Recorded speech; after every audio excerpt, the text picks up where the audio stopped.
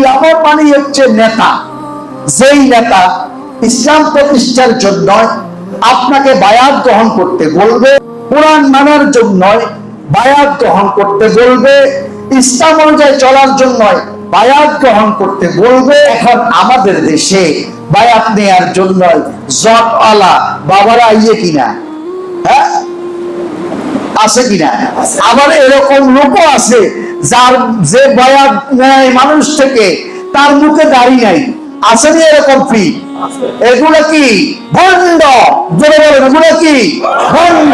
বায়াতের অর্থ হলো রবের নিকট শপথ করা, শরীরের রক্ত দিয়েও সেই সে শপথ আঁকড়ে ধরা।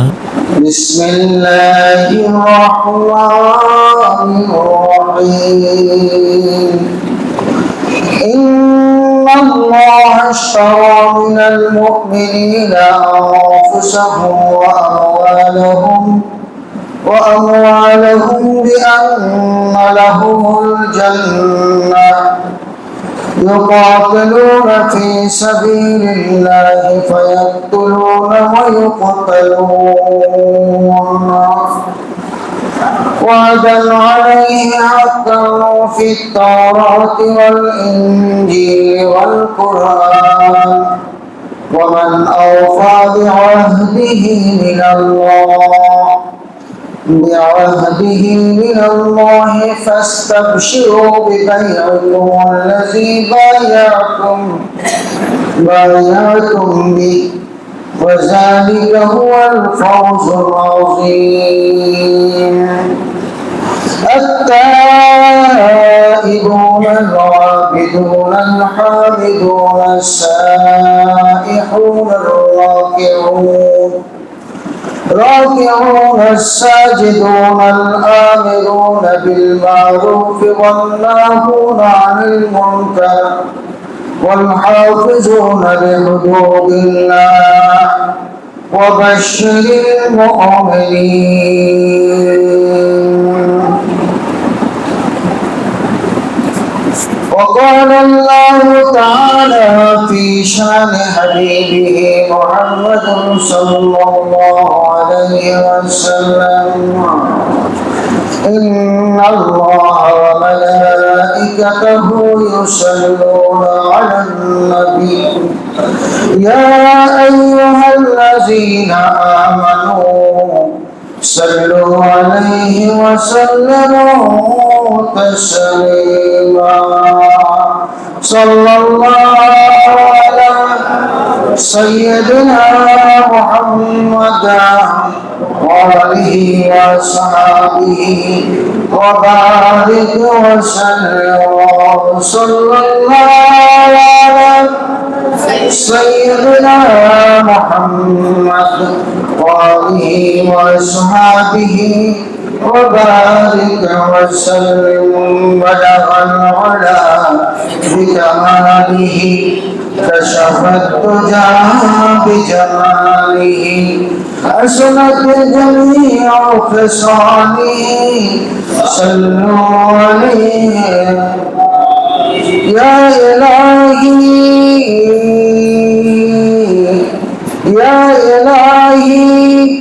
कर दे मुझको उस नबी के सामने जिसने कर दे चमक टुकड़ों काफिरों की सामने.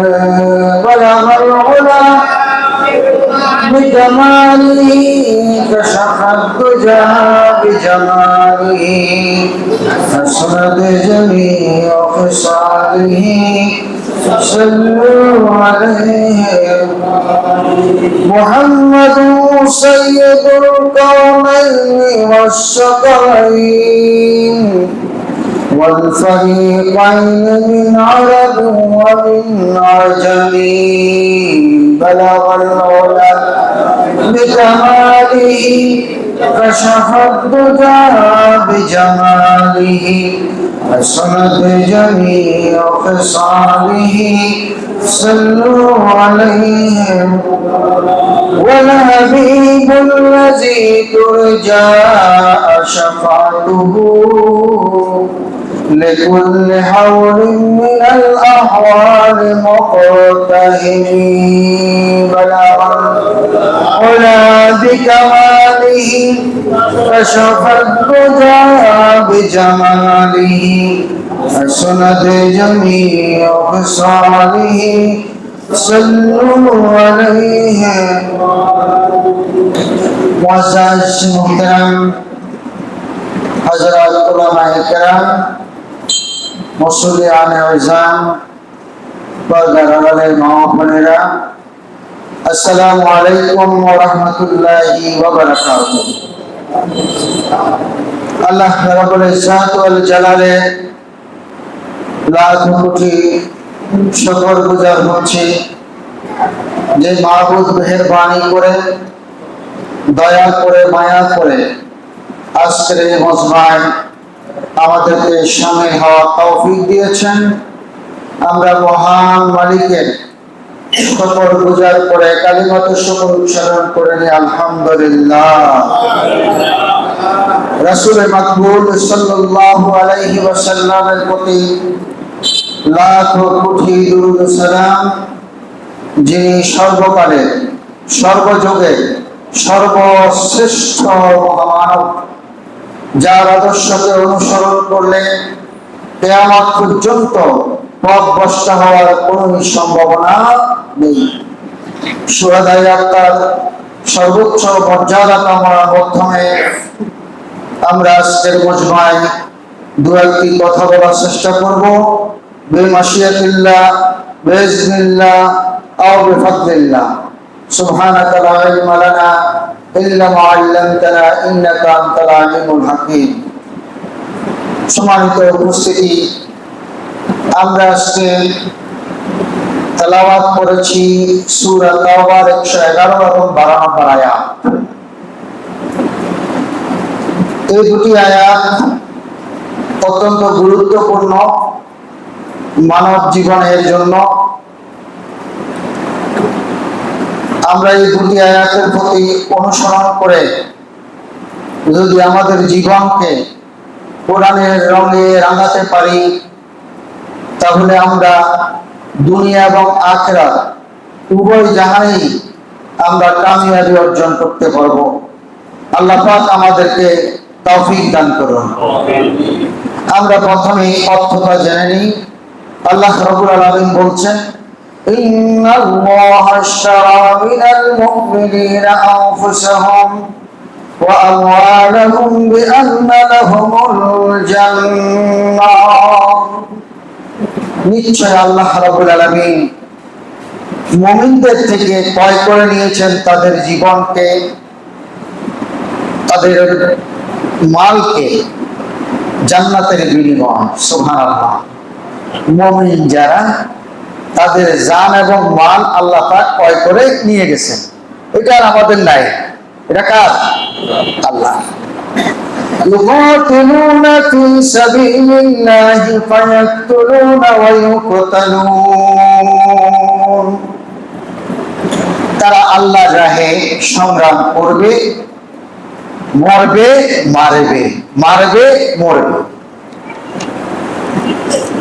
وعدا عليه حقا في التوراة والإنجيل والقرآن।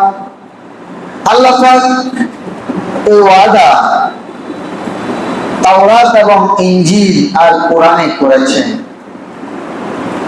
ওয়ামান আওফা বিআহদিহি মিনাল্লাহ। আল্লাহ থেকে কে বেশি ওয়াদা পালন করতে পারে? ফাস্তাবশিরু বিবাইইকুম আল্লাযী বায়াতুম বিহি। সুতরাং তোমরা তোমাদের ক্রয় বিক্রির এই চুক্তিকে সম্পাদন করো, পূর্ণাঙ্গতা দান করো। যালিকা হুয়াল ফাওজুল আযীম। এটি হচ্ছে মহা সাফল্য। সুবহানাল্লাহ। শুধু সাফল্য নয়, ফাওজুল আযীম, মহা সাফল্য বলা হয়েছে। সুবহানাল্লাহ, সুবহানাল্লাহ। এই আয়াতের ভিতরে আল্লাহ রাব্বুল আলামিন যে কথাগুলো বলছেন সংক্ষেপে বলি পরবর্তী আয়াতে যাওয়ার আগে। এক নম্বর কথা হচ্ছে, আমাদের জান এবং মাল আল্লাহ পাক কিনে নিয়েছেন জান্নাতের বিনিময়ে। আল্লাহ পাক আমাদেরকে জান্নাত দিবেন, আর আমরা আল্লাহকে দেব কি? জান এবং মাল। আল্লাহ দিবেন আমাদেরকে জান্নাত, আমরা জান এবং মাল দান করব। এই ওয়াদা আল্লাহ রাব্বুল আলামিন তাওরাতে করেছেন, ইনজিলে করেছেন, কোরআনে করেছেন। আল্লাহ থেকে আর বেশি কেউ নাই, ওয়াদা পালনকারী নাই।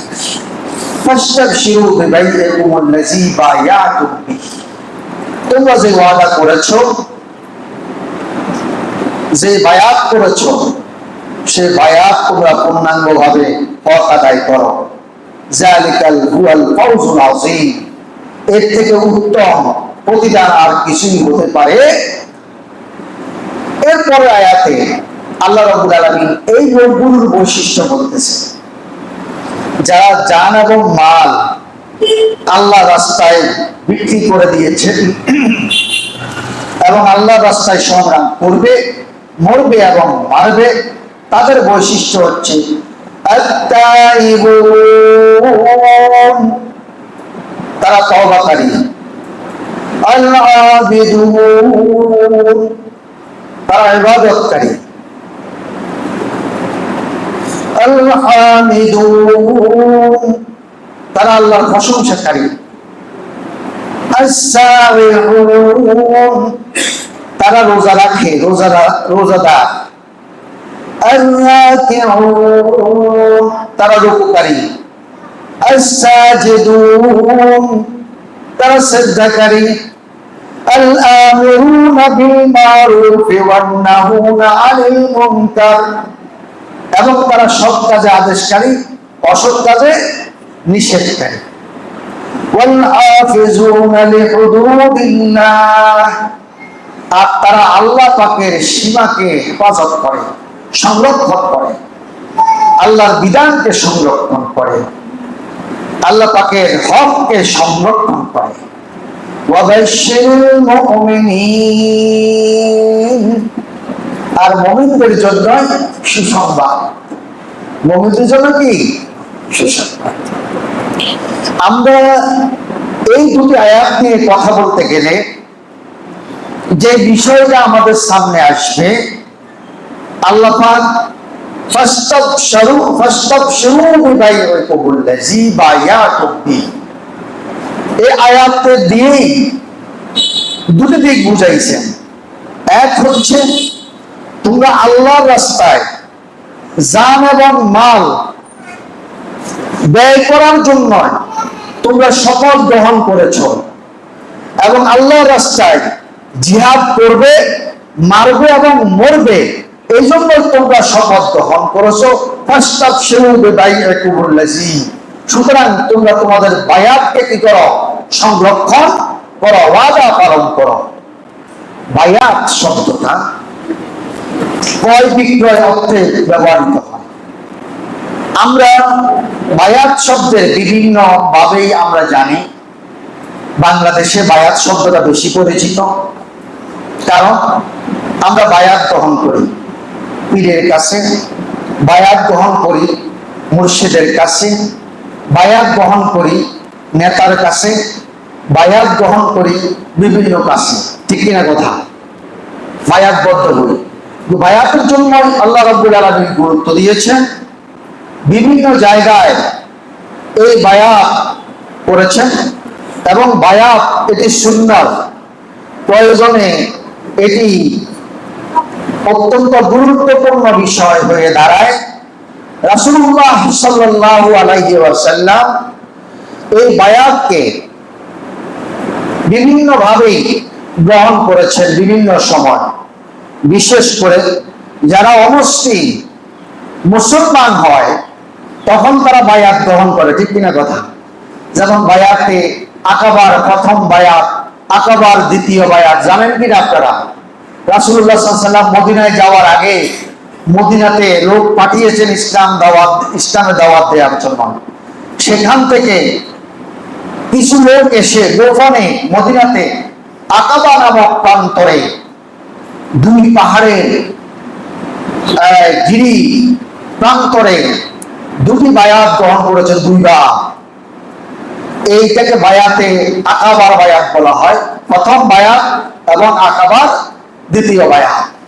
রাসূলুল্লাহ সাল্লাল্লাহু আলাইহি ওয়াসাল্লাম তাদের থেকে বায়াত গ্রহণ করেছেন, তাদেরকে মুসলমান করেছেন এবং তাদেরকে ওয়াদা করেছেন তোমরা এই এই কাজগুলো করবে।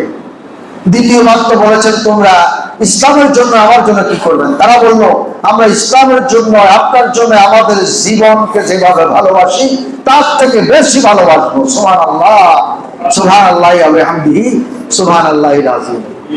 এরপরে রাসূলুল্লাহ সাল্লাল্লাহু আলাইহি সাল্লাম বিভিন্ন সময় বিভিন্ন ভাবে বায়াত গ্রহণ করেছেন সাহাবাদের থেকে। বিভিন্ন আমলের ব্যাপার বলে বলছে তোমরা কে কে আসো এই আমলটা করবে, তারা বলছে আমরা করব, ওয়াদা করাইছেন। এরপরে যুদ্ধে যাওয়ার সময় রাসূলুল্লাহ সাল্লাল্লাহু আলাইহি সাল্লাম বায়াত গ্রহণ করতেন। যুদ্ধে যাওয়ার আগে শপথ গ্রহণ করা, বায়াত মানে কি শপথ গ্রহণ করা, শপথ গ্রহণ করে ওই শপথের উপরে নিজেকে প্রতিষ্ঠিত রাখা। এরপরে পরিশুদ্ধির জন্য, সংশোধনের জন্য, সংস্কারের জন্য, কর্ম সম্পাদনের জন্য বিভিন্ন সময় রাসূলুল্লাহ সাল্লাল্লাহু আলাইহি ওয়াসাল্লাম বায়াত গ্রহণ করেছেন সাহাবাদের থেকে। এবং বিশেষ করে রাসূলুল্লাহ সাল্লাল্লাহু আলাইহি ওয়াসাল্লাম যখন মক্কা বিজয়ের আগে হুদায়বিয়ার সন্ধি করার জন্য রাসূলুল্লাহ সাল্লাল্লাহু আলাইহি ওয়াসাল্লাম এসেছেন, আর আলী রাদিয়াল্লাহু তাআলা সহ কয়েকজনকে পাঠিয়েছেন মক্কাতে তোমরা খবর দেখে আসো। আর এরই ফাঁকে ওরা কি করলো, আলীকে এবং রাসূলের প্রতিনিধিকে আটকায় ফেললো। আর সাহাবারা রাসূলুল্লাহ সাল্লাল্লাহু আলাইহি সাল্লামের কাছে এসে বায়াতবদ্ধ হলেন যে আমরা আলী সহ মুসলমানদেরকে উদ্ধার করা ছাড়া আমরা এখান থেকে যাব না। তারা বায়াত গ্রহণ করেছেন একটা গাছের নিচে, রাসূল হাত বিছিয়ে দিয়েছেন, রাসূলের হাতে হাত রেখে তারা কি করেছেন, বায়াত গ্রহণ করেছেন। তাহলে রাসূলের যুগেও বায়াত ছিল। এরপরে রাসূলুল্লাহ সাল্লাল্লাহু আলাইহি সাল্লামের ইন্তেকালের পরে এই যে বায়াত, এই বায়াতটা খুলাফায়ে রাশিদার যুগে ছিল। কিভাবে ছিল? খুলাফায়ে রাশিদার খলিফা যিনি হয়েছেন আবু বকর যখন খলিফা পদে উন্নীত হলেন তখন আবু বকরের হাতে হাত রেখে সবাই বায়াত গ্রহণ করেছেন। মানে কি, আমি খলিফাকে সহযোগিতা করব, আমি আপনাকে খলিফা হিসাবে মানলাম, ইমাম হিসাবে মানলাম, নেতা হিসাবে মানলাম, আমার অভিভাবক হিসাবে মানলাম। এরপরে উমর আসলো, সবাই উমরের কাছে বায়াত গ্রহণ করলো। এরপরে আলী আসলো, ওসমান আসলো, ওসমানের কাছে সবাই বায়াত গ্রহণ করলো। এরপর আলী আসলো, আলীর কাছে সবাই বায়াত গ্রহণ করলো। এরপরে ইসলামের ইতিহাসে অনেক ঘটনা ঘটলো, কিন্তু সেখানেও বায়াতের প্রচলন অব্যাহত ছিল। রাষ্ট্রীয়ভাবে ইসলামী সরকার যখন প্রতিষ্ঠিত হবে তখন সরকারকে সহযোগিতার জন্য সবাইকে বায়াত গ্রহণ করতে হয়, এটি কি সুন্নাহ। আর এখন আমাদের দেশে বায়াত গ্রহণ করে উল্টা, আমাদের কাছে বায়াত গ্রহণ করে, আমরা তাদের কাছে বায়াত গ্রহণ করি না, করি কিনা? করি না। এখন আমাদের দেশের প্রধানমন্ত্রী, আমাদের দেশের মন্ত্রী পরিষদ, আমাদের দেশের এমপিরা বায়াত গ্রহণ করে নিজেরা রাষ্ট্রপতির কাছে। তবে এক অর্থে এটা ঠিক এভাবে যে রাষ্ট্রপতি তো আমাদের বানানো জিনিস, আমাদের প্রতিনিধি সবার কাছে তো আর আসি উনি বায়াত নিতে পারবে না, আমরা সবাই তো আর বায়াত গ্রহণ করতে পারবো না। এই জন্য রাষ্ট্রপতির কাছে বায়াত দেন আর আমরা তাদের অনুগত করে থাকি। এখন ইসলামী সমাজে, আমাদের দেশে, আমাদের রাষ্ট্রে আরো কিছু বায়াত চালু হয়েছে, যা আমরা পীরের কাছে গিয়ে, মুর্শিদের কাছে গিয়ে বায়াত গ্রহণ করে থাকি, ঠিক কিনা কথা? কেউ ফুরফুরা, কেউ কেউ জৈনপুরি, কেউ এরপর আবুপুরি, কেউ কি এরপরে মানে বিভিন্ন খানকা আছে কিনা, আছে না? আছে। এটা আসলে আমাদের দেশে এই প্রচলনটা বেশি। মূলত আব্বাসীয় আমলে যখন ইসলামিক খেলাফত বিচ্ছিন্ন হয়ে যাচ্ছিল, মূল খেলাফত থেকে ভেঙ্গে ভেঙ্গে টুকরো টুকরো হয়ে গেছে, তখন ইসলামের অনেকগুলো দিক, অনেকগুলো স্পিরিট আমরা হারিয়ে ফেলছি। কারণ কেন্দ্রীয় তখন কোন সরকার ছিল না। কেন্দ্রীয় সরকার না থাকার কারণে আমরা তখন কি করেছে, আমাদের পূর্বপুরুষরা, মুরব্বীরা নিজেদেরকে সংশোধন করার জন্য, নিজেদের আমল পরিশুদ্ধ করার জন্য, নিজেদের জীবনকে সুন্দর করার জন্য সমাজে যিনি ভালো বুজুর্গ, আমলদার মানুষ, এরকম মানুষের কাছে গিয়ে বয়াত গ্রহণ করতেন, শপথ গ্রহণ করতেন যে হুজুর আমাকে বায়াত করিয়ে দেন, আমি এই যেন ভালো হয়ে চলি। তখন হুজুর বললেন, তুমি আমার কাছে বায়াত গ্রহণ করতে হলে এই এই কাজ করবে, তুমি নামাজ পড়বে, রোজা রাখবে, হজ করবে, যাকাত করবে, ভালো কাজ করবে, ভালো পথে চলবে, খারাপ কাজ থেকে নিজেকে ফিরিয়ে রাখবে। এইভাবে বায়াত গ্রহণ করা হতো। আর এই বায়াত থেকেই তখন আস্তে আস্তে সুফিজম চালু হয়ে গেল। আর সেখান থেকে আমাদের দেশে চলে আসলো সে বায়াতের প্রচলন, পীরদের প্রচলন। আমরা পীরদের কাছে যাই, খানকায় যাই, দরবারে যাই, সেখানে গিয়ে আমরা ভালো হওয়ার জন্য বায়াত গ্রহণ করি। কিন্তু এই সূক্ষ্মতার বিষয়ে কোরআনের এই স্পিরিট থেকে, বায়াতের এই ঐতিহাসিক ইতিহাস থেকে আমরা দূরে সরে যাওয়ার কারণে এই বায়াতগুলোর ভিতরে বেদাত ঢুকে গেছে সুকৌশলে। নাউজুবিল্লাহ, নাউজুবিল্লাহ বলেন, ঠিক কিনা কথা? বায়াতটা হবে কি জন্য? কোন মহৎ উদ্দেশ্য পালনের জন্য, নিজেকে সংশোধনের জন্য, নিজেকে পরিশুদ্ধ করার জন্য, নিজের আমলকে সুন্দর করার জন্য। কিন্তু এক পর্যায়ে এই বায়াতের ভিতরে বেদাত ঢুকে আমরা এখন বায়াতকে ভিন্ন অর্থে ব্যবহার করে ফেলছি। তার কারণ আমি মনে করেন আমি আপনাদের ইমাম সাহেব, আমি বললাম বায়াত গ্রহণ করেন, আমার কিছু লোকজন আছে আপনাদের সমাজে ছড়িয়ে দিয়েছি, ওরা কৌশলে আপনার কানে ঢুকাই দিচ্ছে যে মোস্তফা কামাল হুজুরের কাছে বায়াত গ্রহণ করলে জান্নাতে যাওয়ার পথ সহজ হয়ে যাবে। উনি কাল কিয়ামতের ময়দানে বড় বড় জাহাজ দিয়ে, বড় বড় গাড়ি নিয়ে, বড় বড় প্লেন নিয়ে, এরোপ্লেন নিয়ে আসবে, করে আমাকে জান্নাতে নিয়ে যাবে। এখন দলে দলে লোক এসে আমার কাছে বায়াত গ্রহণ করছে, কি জন্য? জান্নাতে যাওয়ার জন্য। বলেন, কোরআন হাদিসের কোথাও কি আছে যে জান্নাতে কোন ব্যক্তিকে নিতে পারবে? একমাত্র সুপারিশকারী থাকবে আমার নবী, আকাই নামদার, তাজদারে মদিনা, নবী সম্রাট মুহাম্মদুর রাসূলুল্লাহ সাল্লাল্লাহু আলাইহি ওয়াসাল্লাম। মান যাল্লাযী ইয়াশফাউ ইনদাহু ইল্লা বিইজনি, মান যাল্লাযী, কারো কোন শক্তি নাই, ইয়াশফাউ ইনদাহু, তার কাছে সুপারিশ করার, ইল্লা বিইজনি, তার অনুমতি ছাড়া। তাহলে আল্লাহ রাব্বুল আলামিন বলছেন, আমি কেবলমাত্র অনুমতি দেব কয়েকটা জায়গায়। সেই জায়গাগুলো কোরআন হাদিসে আছে কিনা? আছে। রাসূলুল্লাহ সাল্লাল্লাহু আলাইহি ওয়াসাল্লাম আরশের নিচে সিজদায় পড়ে যাবেন, কান্নাকাটি শুরু করে দিবেন। আল্লাহ রাব্বুল আলামিন বলবেন, দোস্ত মাথা উঠাও, কি তোমার অভিযোগ? আল্লাহ রাসূল বলবেন, আমি মাথা উঠাবো না, আমার উম্মতের ব্যাপারে আমাকে আল্লাহ রাসূল বলবেন, উঠাও, তুই জিগারে তো জিগারে আর করে দেবো। আমার নবী তখন চেহারা দেখে দালালাত করবেন, আমার উম্মত, উম্মত। তারপর নবী উম্মত যেগুলো, এগুলো চেহারাতে নূর ভাসবে, জান্নাতের নূর, নবী করিম সাল্লাল্লাহু আলাইহি ওয়াসাল্লাম চিনতে পারবেন যারা নবীর পতাকা তলে ছিলেন। সুবহানাল্লাহ, সুবহানাল্লাহ। আর গত জুমায় বলেছিলাম, সুপারিশ করবে আল্লাহ যাকে অনুমতি দিবেন। এর ভিতরে একটা কথা বলছি, এতিমের কথা বলেছে, খেয়াল আছে কিনা?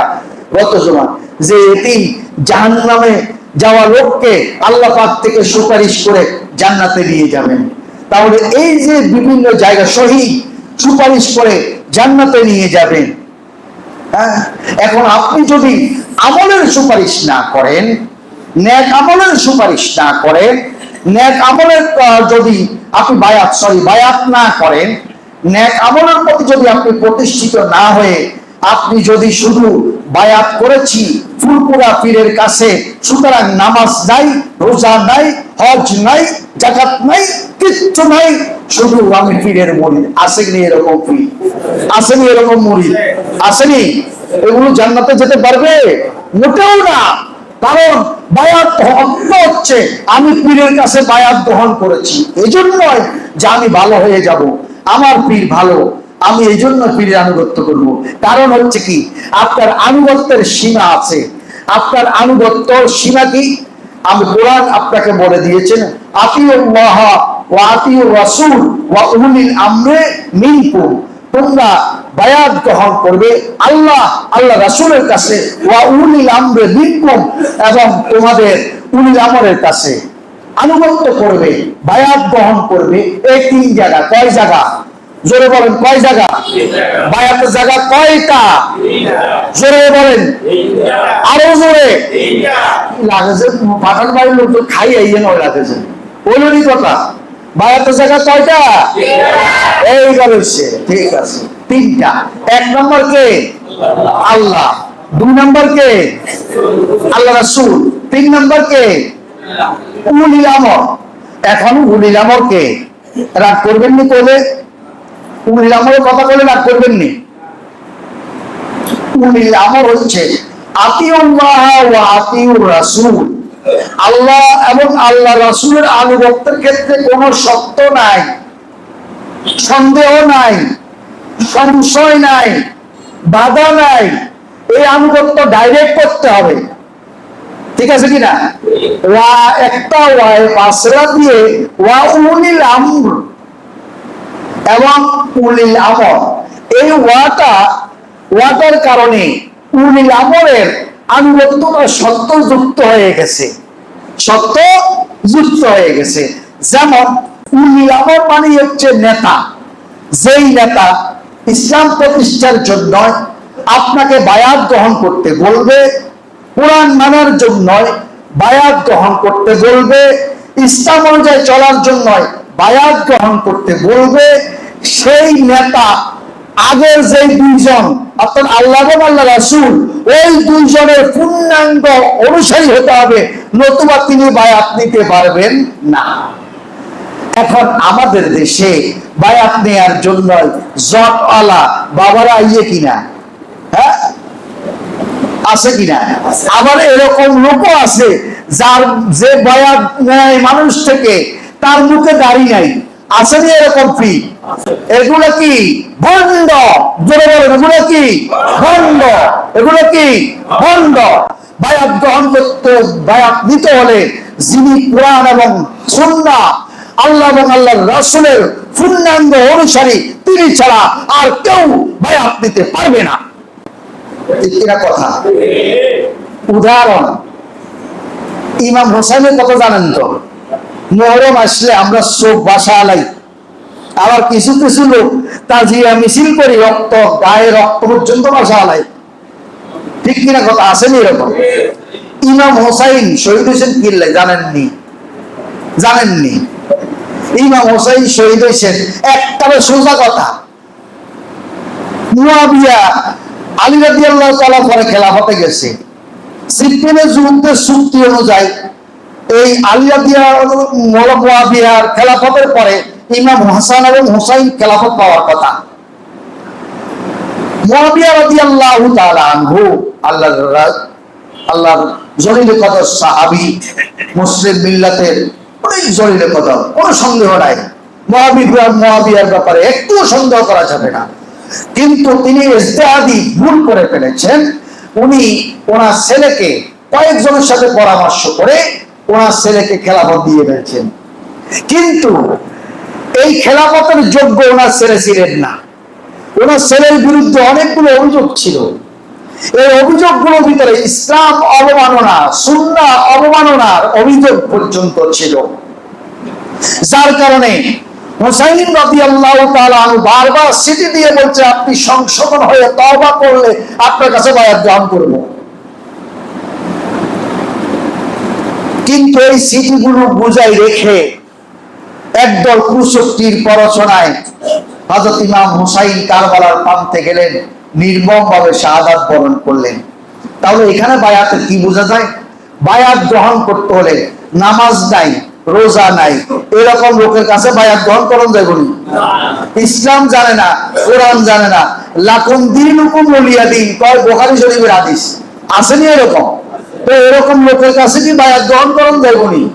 যাইতো নয়। বায়াত গ্রহণ করতে হলে কোরআন হাদিস জাননেওয়ালা লোকের কাছে বায়াত গ্রহণ করতে হবে। এই ছাড়া বায়াত গ্রহণ করা যাবে না। দুরূদ শরীফ পড়েন, সাল্লাল্লাহু আলা মুহাম্মদ সাল্লাল্লাহু আলাইহি ওয়াসাল্লাম, মুহাম্মদ সাল্লাল্লাহু আলাইহি ওয়াসাল্লাম।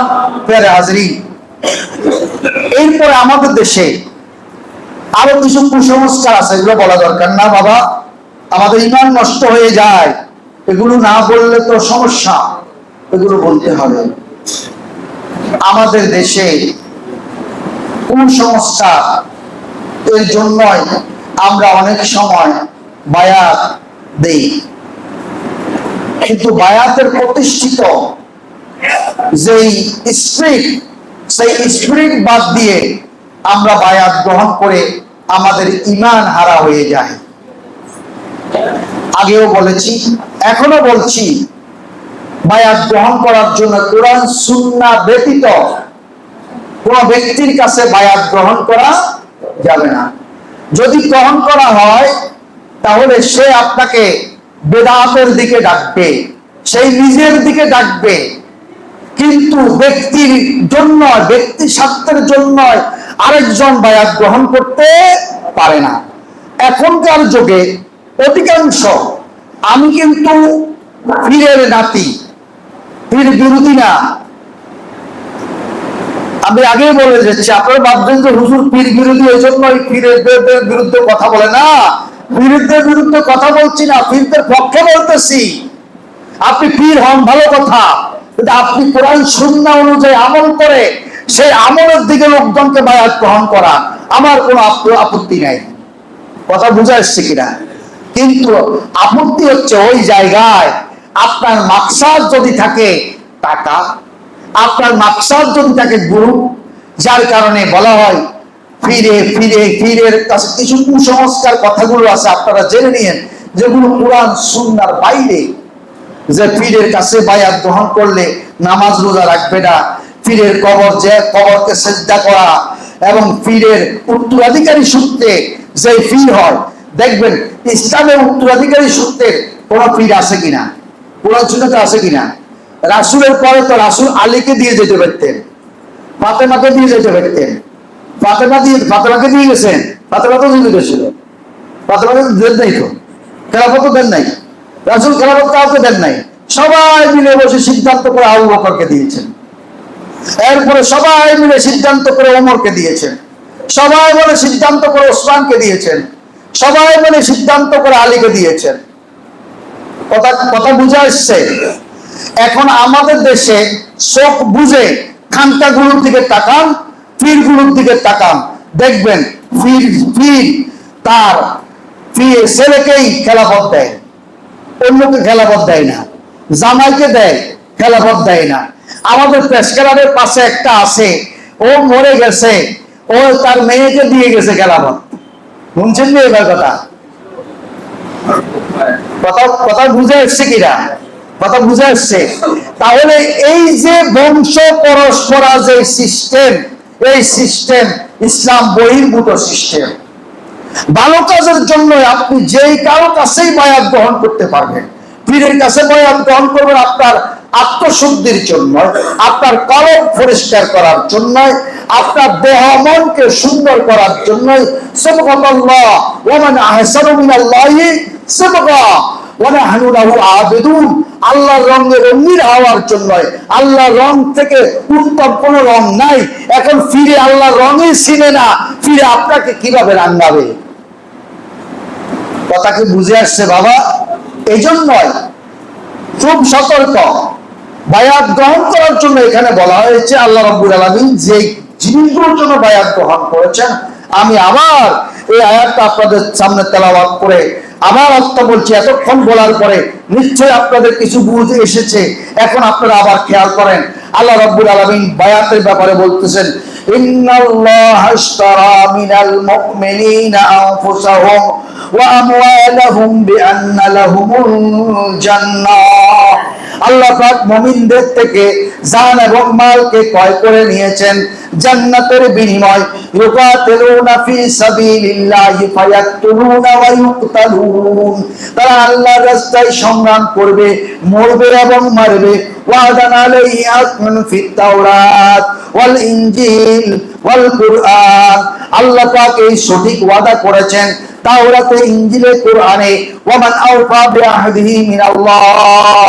সুতরাং যে ব্যক্তি আল্লাহর কাছে ওয়াদা করেছে, ফাস্তাবশিরু বিবাইয়াকুমুল্লাযী বায়াতুম বি। সুতরাং তারা যেন আল্লাহর কাছে করা ওয়াদাকে সংরক্ষণ করে। ওয়াযালিকা হুয়াল ফাওজুল আযীম। এটাই হচ্ছে সর্বোত্তম উপহার, সর্বোত্তম মহা সাফল্য, মহা সাফল্য। তাহলে বায়াত গ্রহণ করবো আল্লাহর কাছে। আমরা সবাই কিন্তু বায়াতবদ্ধ। বায়াত কিন্তু আমাদের আছে, জানেননি? আমরা কিন্তু বায়াতের বাইরে কেউ নাই। রূহ জগতে প্রথম বায়াত গ্রহণ করেছি। কোন জগতে? রূহ জগতে। আল্লাহ রাব্বুল আলামিন রূহের জগতে তৈরি করে সব রূহ, পৃথিবীর শুরু থেকে এই পর্যন্ত যত রূহ আসবে, যত মানুষ আসবে, সব আমরা এক। হয়াত সমান। আর বাপের হয়াত আর আমার হয়াত এক। বাপের জন্ম আর আমার জন্ম এক। রূহের দিক থেকে বাবার জন্ম, আমার জন্ম, সকল রূহের জন্ম এক সময়, একদিন, এক জায়গায় আমরা ছিলাম। আলামে আরোহা, রূহের জগৎ, সেখানে আমরা বায়াত গ্রহণ করেছি। আল্লাহ রাব্বুল আলামিন ডেকে বললেন, ও বান্দা, আলাস্তু বিরাব্বিকুমুল আলা, আমি কি তোমাদের বড় রব নই? আমরা তখন ওয়াদা করেছি, কালু বালা, হ্যাঁ আপনি আমাদের সবচেয়ে বড় রব। সুবহানাল্লাহ। তাহলে আমরা বায়াত সেখানে করে ফেলছি। সেই বায়াতের উপরে আমরা আসছি। আমাদের রব আমাদেরকে যেইভাবে চলতে বলেছেন, আমরা সেইভাবে চললে আমাদের বায়াত রক্ষা হবে, আর সেইভাবে না চললে বায়াত রক্ষা হবে না। এরপরে বায়াত গ্রহণ করতে হবে ইসলামকে প্রতিষ্ঠিত করার জন্য, ইসলামকে জানার জন্য, ইসলামকে মানার জন্য, ইসলামের আলোকে নিজে চলার জন্য, নিজের সমাজকে চালানোর জন্য, নিজের দেশকে চালানোর জন্য বায়াত গ্রহণ করা সুন্নাহ। ঠিক কিনা কথা? রাসূল করছেন কিনা? জোরে বলেন, করছেন কিনা? রাসূল করেছেন। আমরাও সেই বায়াত গ্রহণ করব, তাহলে আমাদের জীবনটা সুন্দর হবে। দ্বিতীয় পর্যায়ে বায়াত গ্রহণ করব, শপথ গ্রহণ করব অন্যায় থেকে বাঁচার জন্য, অভিশাপ থেকে বাঁচার জন্য, খারাপি থেকে বাঁচার জন্য। আমি যদি বায়াত গ্রহণ করি, ইসলামী শরিয়া অনুযায়ী চলবো। বায়াত গ্রহণ করলাম একজন নেতার কাছে সাক্ষী রেখে, কয়েকজনকে সাক্ষী রেখে, মনে করেন আমি আমাদের মুরব্বী, ওনার কাছে বায়াত গ্রহণ করলাম যে আমি এখন থেকে ভালো হয়ে চলবো, ইসলামী শরিয়ার বাইরে কোনো কাজ করব না। এখন আমি কি পর্দা লঙ্ঘন করতে পারবো? বায়াত ভঙ্গ হবে। চুরি করতে পারবো? বায়াত ভঙ্গ হবে। এরপরে জিনা করতে পারবো? বায়াত ভঙ্গ হবে। সুতরাং এই জন্য, এই ধরনের কাজের জন্য বায়াত গ্রহণ করা, এটাই হচ্ছে বায়াতের স্পিড, এটাই হচ্ছে বায়াতের লক্ষ্য, এটাই হচ্ছে বায়াতের টার্গেট। কিন্তু আমরা এখন সহজ সোজা হতে, জান্নাতের পথ একটা। জান্নাতের পথ কয়টা? একটা। জোরে বলেন, কয়টা? জান্নাতের কোন পথ নাই, দল আছে, হাজার হাজার দল আছে, আছে কিনা? খেলাফত মজলিস, জামাতে ইসলাম, অমুকের ইসলাম, তমুকের ইসলাম, এরপরে দিয়ে অমুক দল, তমুক দল, বিএনপি, জাসদ, এইটা সেইটা, আসেনি? আছে। আমার পীরদের ভিতরে দল আছে, আছে কিনা? আছে কিনা? ফুরফুরা, সিলসিলা, জৈনপুরি, ওইপুরি, সেইপুরি, আবুপুরি, আলুপুরি, যা আছে সব আছে, আছে কিনা? আছে। কিন্তু এত পথ তো ইসলামে নাই। ইসলাম আছে কি? এক পথ। সুতরাং দল হাজার থাকবে, যদি দলের লক্ষ্য উদ্দেশ্য থাকে কোরআন, যদি দলের লক্ষ্য উদ্দেশ্য থাকে হাদিস, তাহলে আমি তাদের লগে আছি। যদি তারা সেটা মানার জন্য আমার থেকে বায়াত নাই, আমি বায়াত করব। যেমন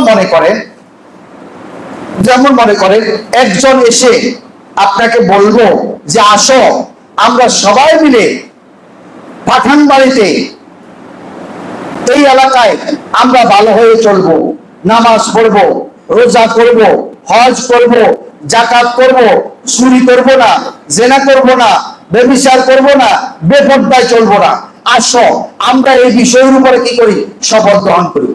এটা করা যাবে যে আমরা পাঠান বাড়িতে এই কাজগুলো করতে দেব না, শপথ গ্রহণ করলাম। আর এইটা যখন করবেন তখনই শপথ কি হয়ে যাবে, ভেঙে যাবে। আর এইভাবে ভালো কাজের জন্য শপথ গ্রহণ করা, এটি কি সুন্নাত কাজ। দুরূদ শরীফ পড়েন, সাল্লাল্লাহু আলা মুহাম্মদ সাল্লাল্লাহু আলাইহি ওয়াসাল্লাম সাল্লাল্লাহু আলা।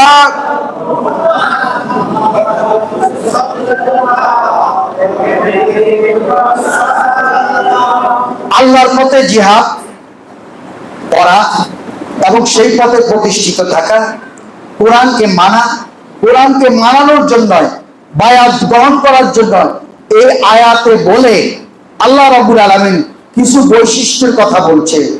যারা কোরআন প্রতিষ্ঠা করতে চাও, যারা কোরআন মানতে চাও, যারা আল্লাহর পথে সংগ্রাম করতে চাও, যারা আল্লাহওয়ালা হতে চাও, আর এক কথা আল্লাহওয়ালা হতে চাও, তোমাদের জন্য বলছি আত-তাইবুন,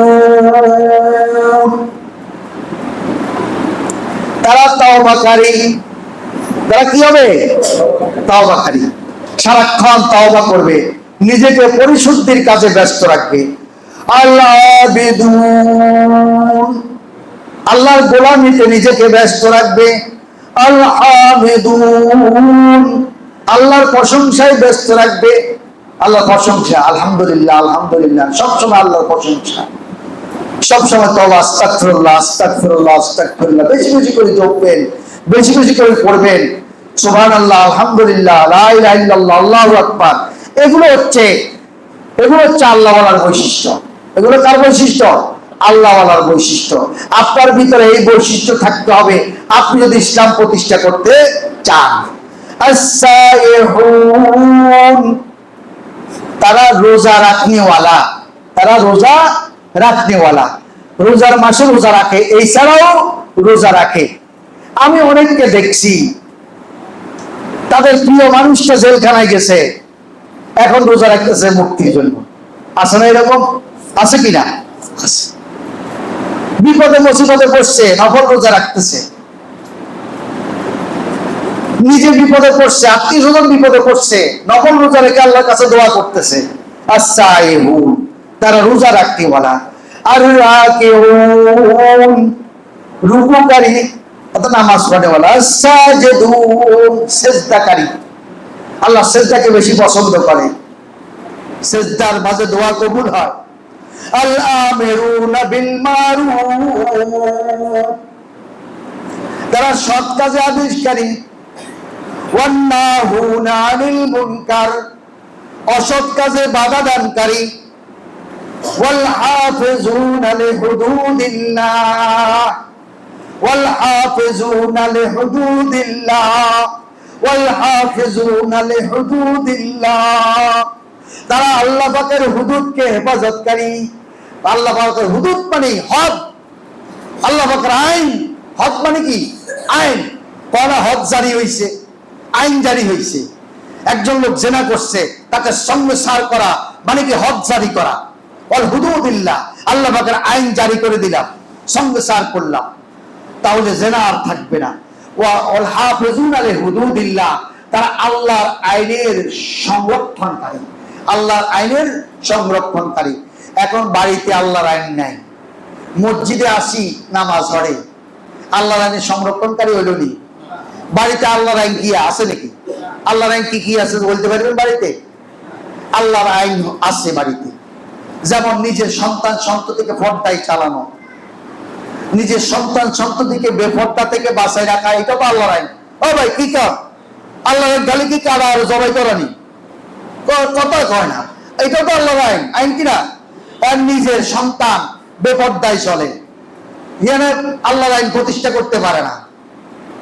নিজের সন্তান মদ খায়, গাঁজা খায়, খারাপ পথে চলে, বেপরদায় চলে, প্রেম করে, অন্য নারী নিয়ে চলে, তিনি কন্ট্রোল করতে পারে না, ইনি আলহাজ সেজে মসজিদের সামনের কাতারে আসি বসে, ঠিক কিনা কথা। তাহলে আপনি ওয়াল হাফিজুনা লিহুদুদিল্লাহ এই আইনের আওতায় আসেননি না।